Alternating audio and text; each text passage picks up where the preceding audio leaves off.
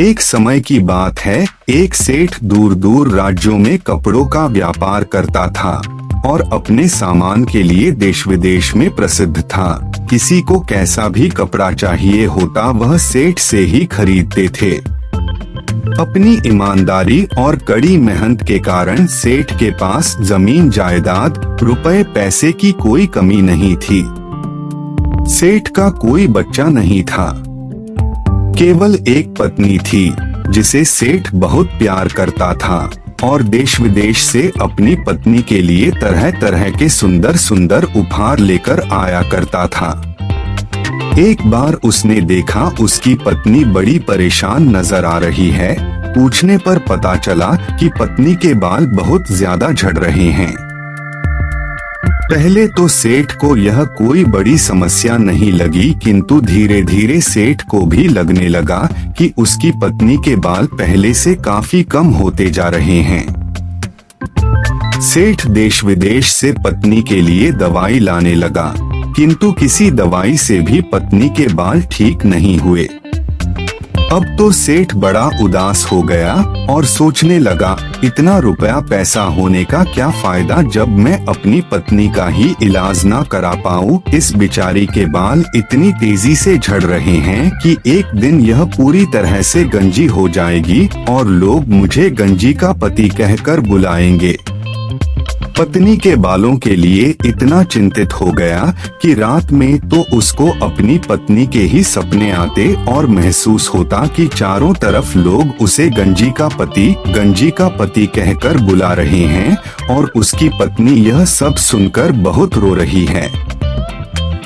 पत्नी के बालों के चक्कर में सेठ का मन उसके व्यापार में ना लगता, जिसके कारण सेठ के ग्राहक भी कम होने लगे। यहाँ तक कि वह महीनों से दूसरे नगरों में भी नहीं गया था।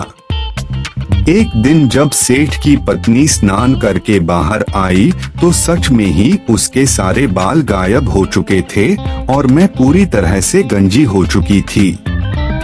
उसने जब अपनी पत्नी का यह हाल देखा तो जोर जोर से रोने लगा और गांव के बाहर बने देवी के मंदिर में चला गया। उसे लगा वहां बैठकर उसे शांति मिलेगी। जब वहां पर बैठा हुआ था, वहां पर एक साधु आया और उसने सेठ से उसकी उदासी का कारण पूछा। साधु के प्यार भरे शब्द सुनकर सेठ सिसक कर रोने लगा और बोला, महाराज, मेरी पत्नी के सारे बाल गिर गए और वह पूरी तरह से गंजी हो गई है। मुझे समझ में नहीं आ रहा है कि मैं अब सबको अपना मुंह कैसे दिखाऊं।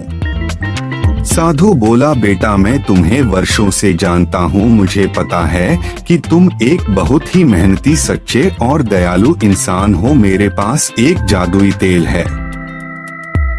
तुम यह तेल अपनी पत्नी को दे दो। रोज इस तेल को अपने सर में लगाने के बाद तुम्हारी पत्नी के बाल फिर से वापस उग जाएंगे और बहुत ही लंबे हो जाएंगे। किंतु याद रखना, यह जादुई तेल है। इसका काम है किसी भी चीज को बड़ा कर देना, इसलिए इसका प्रयोग सोच समझकर करना और काम हो जाने के बाद इस तेल को गांव के सरोवर में डाल देना। सेठ बहुत खुश हुआ और साधु से तेल लेकर उसने अपनी पत्नी को दे दिया। पत्नी पति के कहे अनुसार रोज उस तेल को अपने सर पर लगाने लगी। सच ही उसके बाल बड़े लंबे हो गए। सेठ की सारी परेशानी दूर हो गई और वह दूसरे नगर को व्यापार के लिए गया।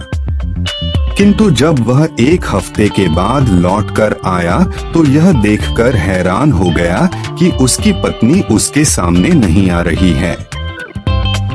बहुत मिन्नतें और सिफारिश करने के बाद जब पत्नी सामने आई तो वह यह देखकर हैरान हो गया कि पत्नी की जुबान उसके मुंह से बाहर लटक रही थी और वह बड़ी ही भयानक लग रही थी। कारण पूछने पर पत्नी ने कहा, सुनिए, मुझसे बहुत बड़ी भूल हो गई। आपने कहा था कि तेल केवल सर पर लगाना, यह जादुई तेल है। किंतु तेल खत्म होने के बाद तेल वापस कैसे मिलेगा, क्यों ना मैं तेल को घर पर ही बना लूं। ऐसा सोचकर मैंने तेल को अपनी जीभ पर लगाकर उसका स्वाद लेना चाहा था कि जान सकूं इसमें क्या क्या मिला है, और ऐसा करते ही मेरी जीभ इतनी बड़ी हो गई।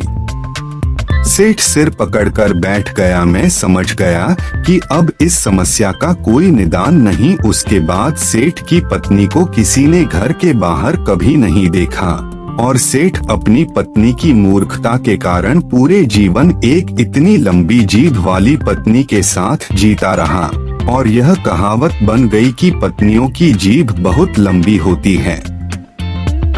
बिना सोचे समझे हमें किसी भी वास्तु का और कामों में उपयोग नहीं करना चाहिए।